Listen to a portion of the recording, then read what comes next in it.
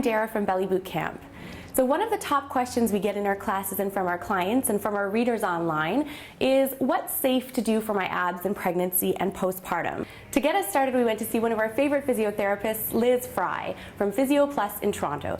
Liz is one of the physiotherapists who works with our trainers to make sure that our training routines are safe for pregnancy and postpartum. She's extremely experienced with prenatal and postnatal clients, and she's also a pelvic health physiotherapist by specialty. We went to talk to her about what's safe during prenatal and postnatal times of life for abdominal and pelvic floor training. So let's go find out what she has to say. Okay, so trainers might know and physiotherapists definitely know, but people ask us questions all the time about what the core is, because it's really not the abdominal muscles that people think it is. Can you explain to us how the core works and how all of the components work together? Sure.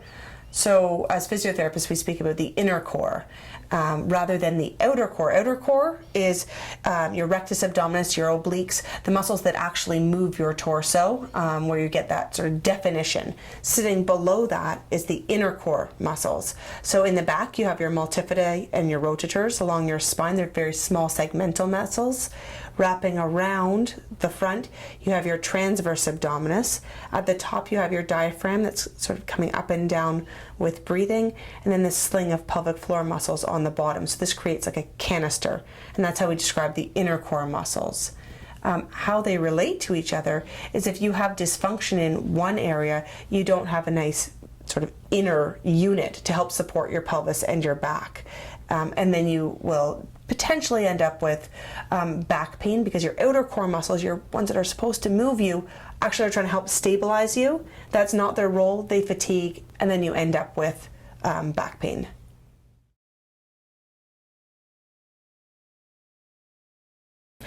So I just wanted to start briefly with prenatal exercise. There are lots of things that we still do in pregnancy in our classes and with our clients, but what are some things that we should not do in pregnancy? What I offer as advice to my pregnant clients is to maintain a level of fitness that you feel comfortable with. And so as far as cardiovascular exercise, I'll use the talk test. So if you can't talk through it, you're at a too high of a level or exerting yourself too much. If you feel super tired by the end of the day and you can't finish your normal activities of daily living, you've done too much. And if you feel that you have a headache and you're very dehydrated for the remainder of a day, you've again done too much. So that would be as far as cardiovascular exercise. To continue doing weights as you feel comfortable, and I say at all costs, there's no need to do crunches, okay? As soon as you're showing, per se, or the baby is sort of beyond just where your pelvic alignment is, to avoid any contact sports, so abrupt changes in direction or contact where you could be being hit, such as soccer or ultimate, I recommend to stop playing, as well as things, high-risk sports like water skiing, downhill skiing, mountain biking, just because there's an increased risk for injury. It's becoming more well known that traditional ab work is really not super suitable for anyone at any time of life and can put stress in areas we don't mean to put stress. If we're not doing things like crunches and sit-ups, what types of exercise are good for keeping core strength? Historically, women have been recommended to do Kegels like crazy throughout their pregnancy and then following as well postnatally. We're backing off a lot in terms of that advice, if you will. So whether or not you have to sort of know whether or not you have high tone or low tone to know whether or not Kegels would be right for you. Keeping in mind that if you're doing Kegels in that third trimester, they're not particularly effective because your muscles have already had to stretch as your pelvis widens to accommodate for the baby.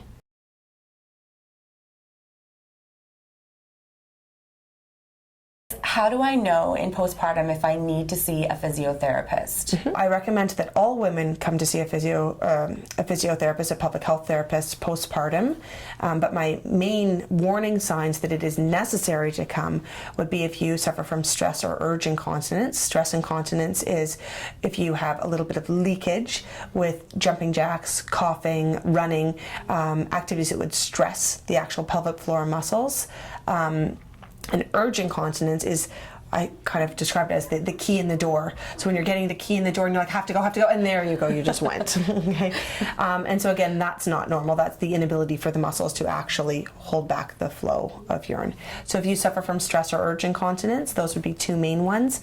And the other one is if you feel just very, I'll say, heavy, like the contents of your pelvis aren't being held in properly, that would be another reason to come. And another reason to come would be if you're having painful intercourse. So dyspareunia is a definite reason to come see your pelvic health therapist. So I normally recommend for women to be at home recovering and bonding with their new baby for 4 to 6 weeks. At that point, if you feel that you have some pelvic dysfunction, that would be a good opportunity to start to come in to see your pelvic health therapist.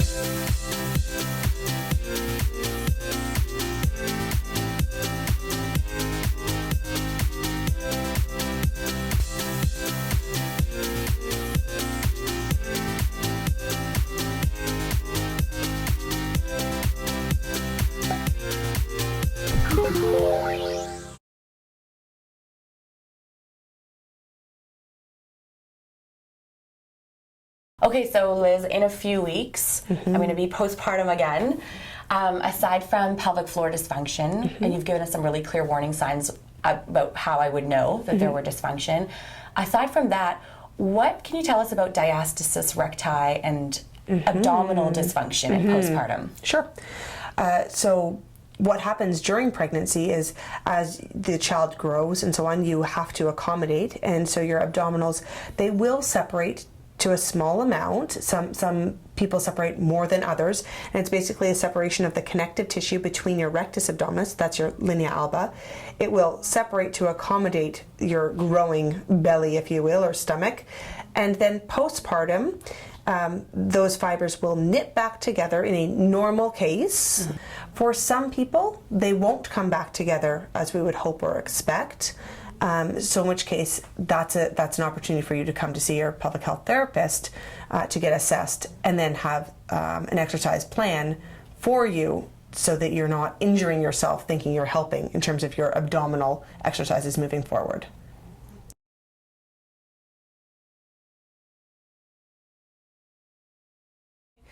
So what I do when I check for diastasis is I check at 3 different areas of the stomach. So normal, within normal limits would be 1 finger at the umbilicus, and then a half a finger and a half a finger at the halfway marks between the pubic bone and the xiphoid and the umbilicus. The first one will be at the umbilicus. I have my fingers like push in, if you will, see if there is separation. I'll say inhale. Exhale and lift your head, not your shoulders. Hold for 5 as you exhale. 3, 2, 1, and come back down. And there was one actual finger separation. So that's normal. 1 finger at the umbilicus is normal. Then I go halfway between the xiphoid and umbilicus and do the exact same thing again. Go ahead, inhale, exhale, and lift. 3, 2, 1, and come back down. Perfect. Half a finger, again, normal. Then I'll come down to the pubic bone, the umbilicus, about halfway between, and the same thing. Go ahead, inhale, exhale, just the head with the lift, and half a finger there. Great. So you're completely within normal limits. We'd like to see a half a finger, 1 finger, half a finger, as a normal amount of separation in the linea alba.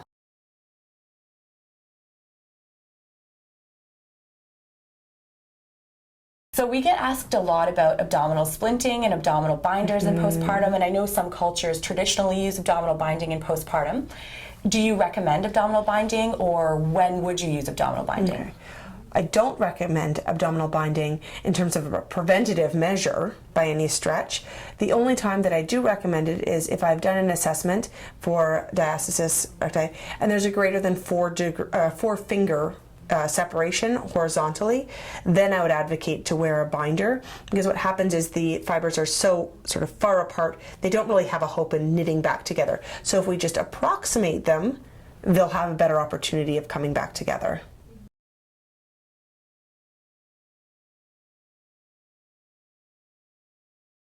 So do we all have a diastasis? We all get pretty big. So by the time I actually have this baby at 40 weeks-ish, do I have a diastasis? So yes, you'll have a certain amount of separation depending on how you're carrying. If you're carrying really large or twins or just a singleton, you'll have some separation.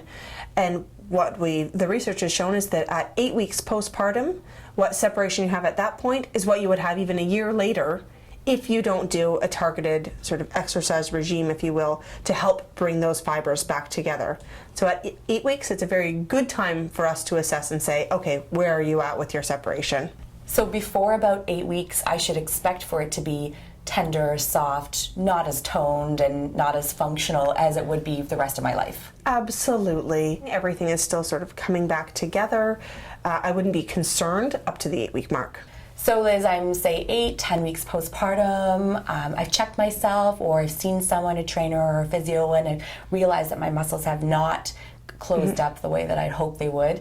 What should I not do? Often postpartum, a lot of women want to get their sort of their tummy back in shape and so on, and they'll just be doing tons of abdominal work. And not only is it going to potentially aggravate your low back, but it will do nothing to help bring the abdominals back together again. So no crunches. And then depending on the degree of separation, I'll coach the patient in terms of modifications into how to get up from a laying down position rather than getting up with a crunch. You would roll on your side and push yourself up. So activity modifications in just how you're transitioning from one position to another as well. So if I'm about 8 or 10 weeks postpartum and I'm feeling generally good, but I think there are a couple of warning signs that maybe I would be able to see if my linea alba were not coming back the way that it should and I did have a diastasis. Is that right? Sure. Absolutely.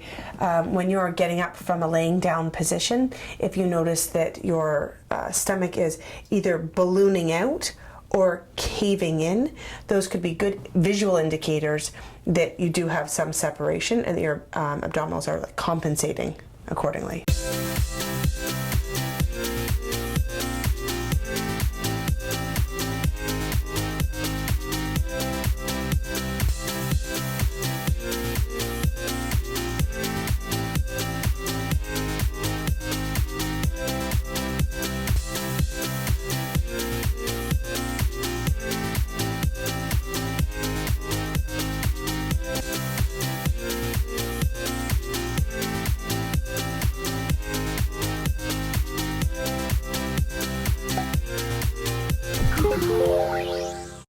So a lot of the concerns around the abs in postpartum are about how they appear, but those of us who've had more than one baby or a baby know that the body doesn't look the same in postpartum. No matter how fit and well aligned it comes back together. So why do I need to care about diastasis? What are the potential complications if I do have a diastasis? So clients that I've seen later on in life that have had a diastasis, and if they've had it for years or prolonged period of time, they develop potentially pelvic floor dysfunction because your pelvic floor muscles essentially sling off of your deep abdominal muscles. So pelvic floor dysfunction is the main one that I see, as well as low back pain. Because if you don't have sort of a nice sort of binder, if you will, in the front, then it can pull on your lower back and put a lot of emphasis on the lower back muscles. Is there anything I shouldn't do even though I don't have a diastasis in postpartum?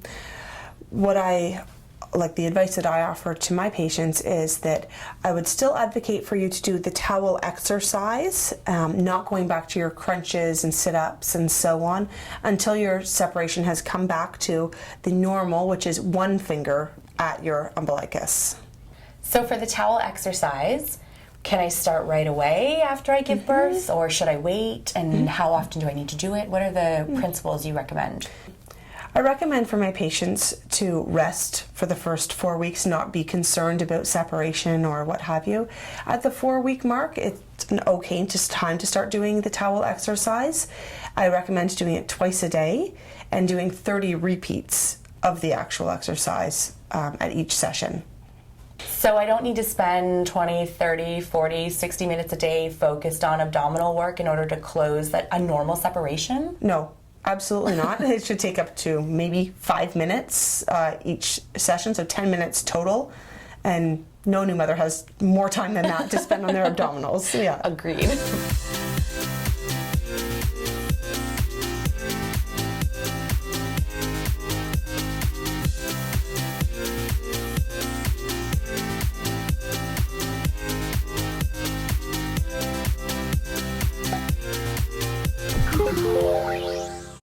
So if I'm under 4-finger separation, I can rehabilitate at home with the towel exercise and by avoiding those crunching and piking movements that you suggest we avoid. Am I safe to begin exercising once I've had my normal 6-week checkup, even if I have a 2 or 2.5 finger separation? Absolutely.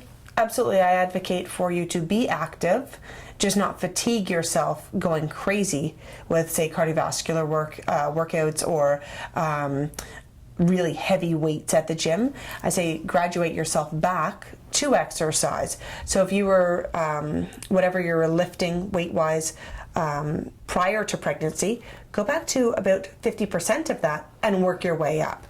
Well, that was super helpful and actually really simple. It is. So thanks so much, Liz, for demystifying something that worries a lot of us, I think, at this time of life. And I think we're really clear now on when we should be concerned, what's in the normal range of postpartum healing and pregnancy experience, and also what a pelvic floor physiotherapist can offer in postpartum. Yeah. So thanks so much. Thanks. It was my pleasure. Thank you. Awesome.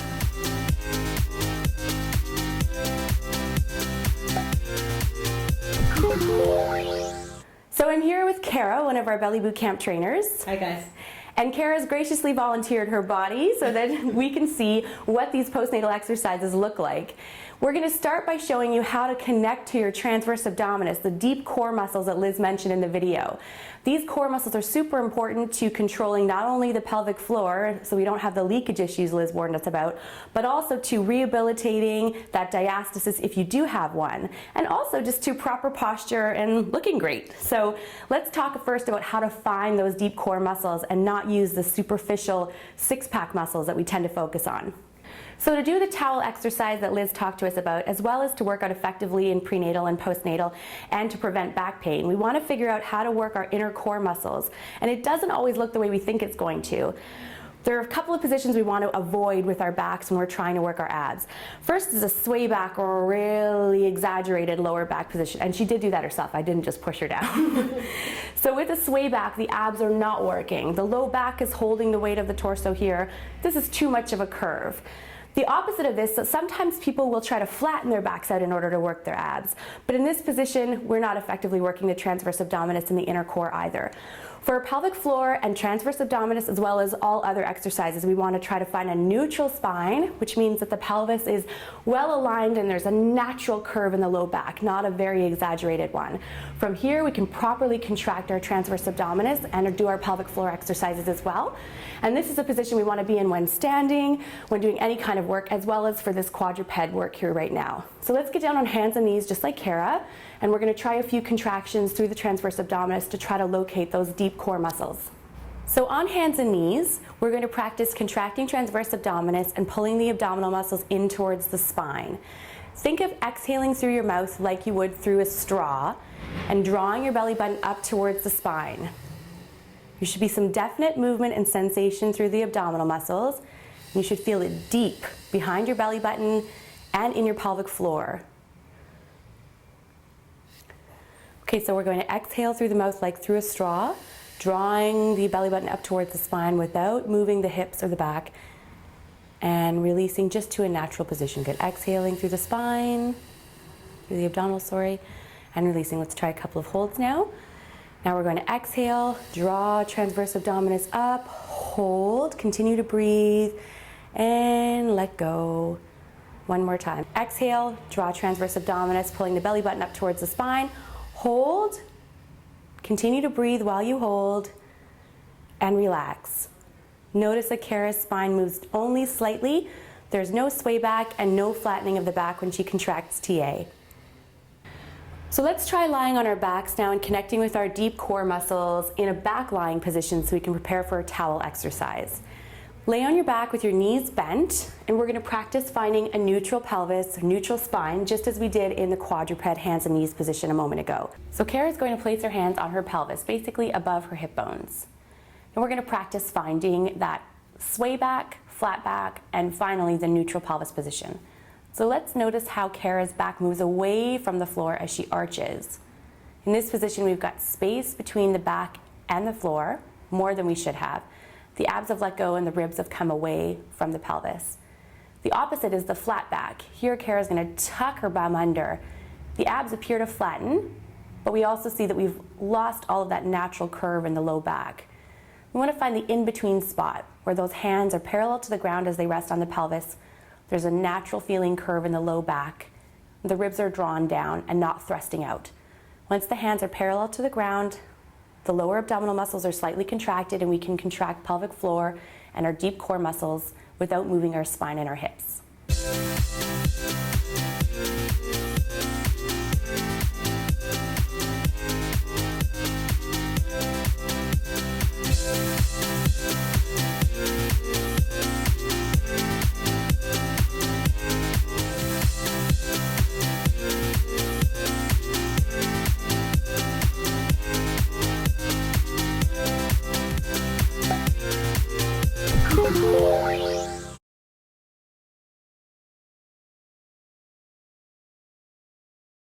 So let's get started with our towel exercise.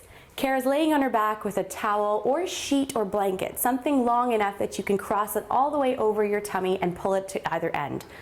We want it to line up between the rib cage and the pelvis, and we're going to cross it over, which we'll show you in a second. But before we do that, let's just find that neutral pelvis one more time so we're in the absolute best position possible. Once again, let's just practice our exaggerated curve in the back and our flat back. And then find that neutral pelvis position. Perfect. From here, we're going to reach around and grab the two ends of our towel or our blanket, cross them over and apply some firm pressure across the area around the belly button, which is usually where the largest separation occurs when you do have a diastasis. Now we're going to practice adding in our chin lift in order to contract those muscles together from the rectus abdominis and shorten the distance between them.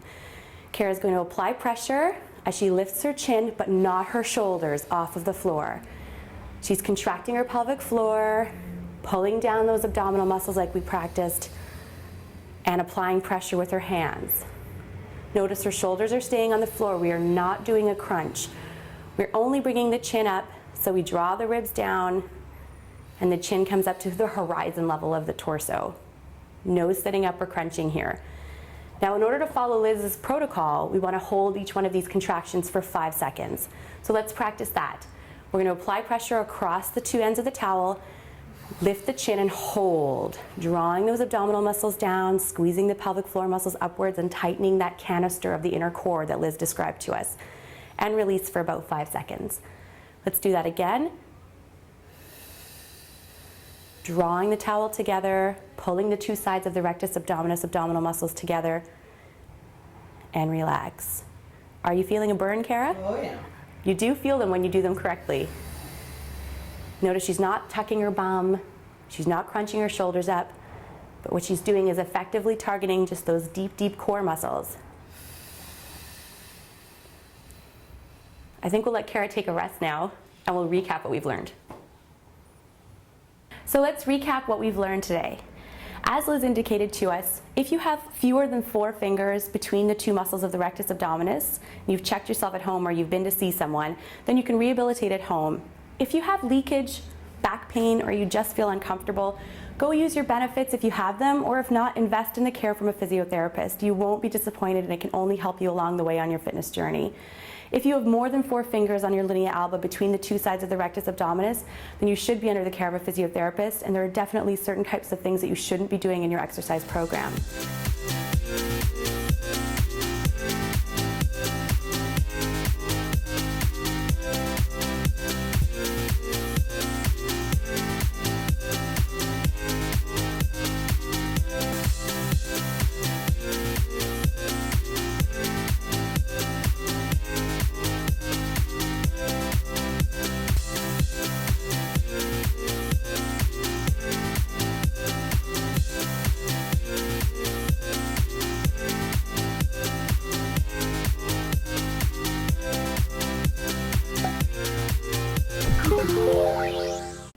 So we hope you learned something today about what's safe and not safe in pregnancy and postpartum as far as core training, how to locate those deep core muscles and pelvic floor muscles, as well as how to do a little bit of rehabilitation at home yourself after baby comes to prevent that diastasis from staying open past about the 8 to 10 week mark. We do recommend if you have a diastasis, especially if it's more than 4 fingers and you're past the 8 to 10 week mark, that you do get the care of a physiotherapist. That's all for today. Thanks for watching, and check out our YouTube channel and blog for more information.